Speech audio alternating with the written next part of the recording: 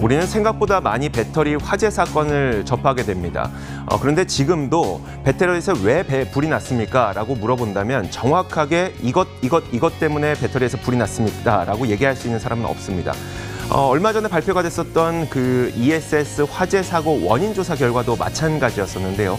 왜 그런지 배터리 화재 사고의 오해와 진실에 대해서 그것을 통해서 한번 알아보도록 하겠습니다.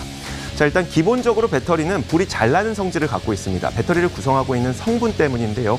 그러다 보니까 배터리의 기술력이 높다, 배터리를 잘 만든다라고 하는 말 안에는 배터리에서 얼마나 불이 잘 안 나는가, 그 기술을 갖고 있는가에 대한 의미도 포함하고 있습니다.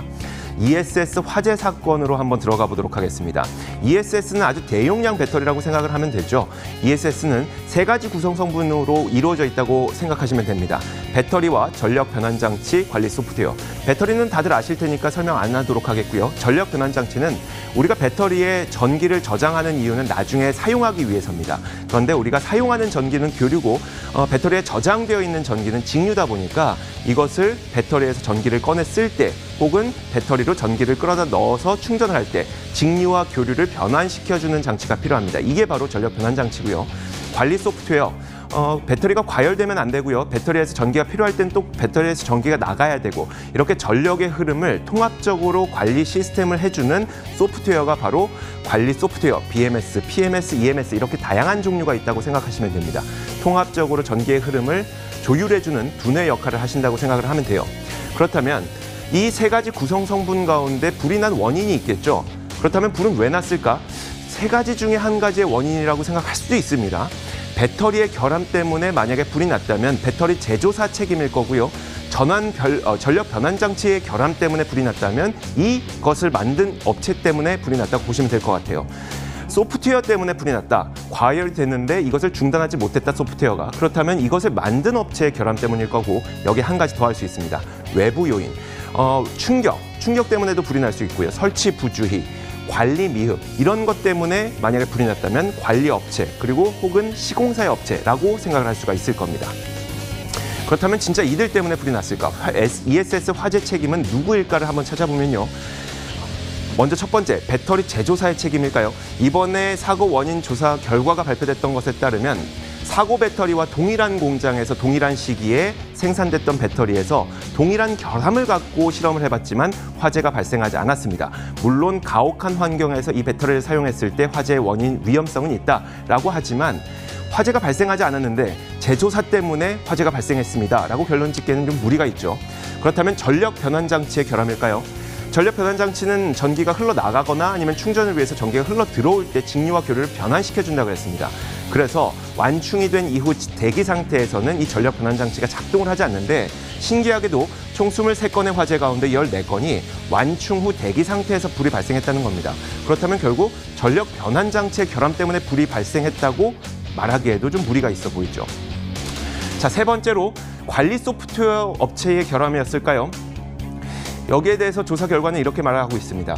제작 업체가 다 달라서 유기적인 연계가 부족했고 통합 설계 보호가 안 된 점을 발견했다. 그러니까 BMS를 만든 업체, PMS를 만든 업체, EMS를 만든 업체가 달라서 유기적으로 활동을 하지 못하다 보니까 화재가 발생할 가능성은 발견했는데, 관리 소프트웨어의 잘못이라고 치기에는 좀 무리가 있다고 볼 수가 있는 것이죠. 외부 요인의 문제. 산지나 해안가에 설치됐던 ESS는 이 일교차가 너무 크다 보니까 결로가 발생했다, 말랐다를 반복했고, 여기에 먼지가 붙어서 화재가 발생할 수 있는 가능성을 발견했다라고 하긴 하지만 이 원인도 이번에 밝혀졌습니다. 그러면 지금까지 밝혀지지 않은 원인에 왜 대비하지 못했습니까? 라고 관리업체에게 책임을 지우기에도 약간은 무리가 있어 보이죠. 참 두루뭉술하고 그 원인을 찾기 어렵습니다. 왜 이렇게 이 화재 사건을 찾기는 어려울까요? 그 화재 원인을 찾기 어려운 이유에 대해서도 한번 살펴볼 텐데요. 자, 배터리라고 하는 것은 워낙 큰 에너지가 아주 작은 공간에 밀집되어 저장되어 있는 장치입니다. 그러다 보니까 에너지가 굉장히 많고요. 이 에너지가 소진될 때까지, 모두 다 소진될 때까지 불을 끄기가 매우 어렵습니다. 운 좋게 불을 끈다고 하더라도 다시 불이 붙게 되는데요. 그러다 보니까 이 화재가 발생했던 ESS는 전소될 때까지, 모두 다 타버릴 때까지 이것을 불을 끄지 못하고 지켜볼 수밖에 없어서 이 화재의 원인과 증거조차도 모두 다 타버리게 됩니다. 결국은 이 화재의 원인을 확인할 수가 없게 되는 것이죠. 그 화재의 원인을 추정해서 찾아볼 수밖에 없는 건데, 그 추정된 원인 가운데 한 가지 예를 살펴보도록 할게요. 아주 쉽게 한번 살펴보도록 하겠습니다. 접지가 안 되어서 갑자기 과전류가 흘렀을 때 퓨즈가 빠르게 차단하지 못했고 이 때문에 절연 성능이 저하된 직류적 축계 폭발로 두 번째 과전류가 흐르면서 배터리에 화재가 발생할 수 있음을 확인했다.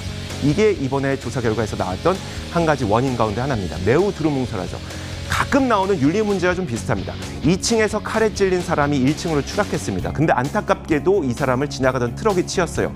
이 사람이 만약에 사망했다면 이 사람은 살해된 것일까요? 아니면 추락해서일까요? 아니면 차에 치여서 사망을 했던 것일까요?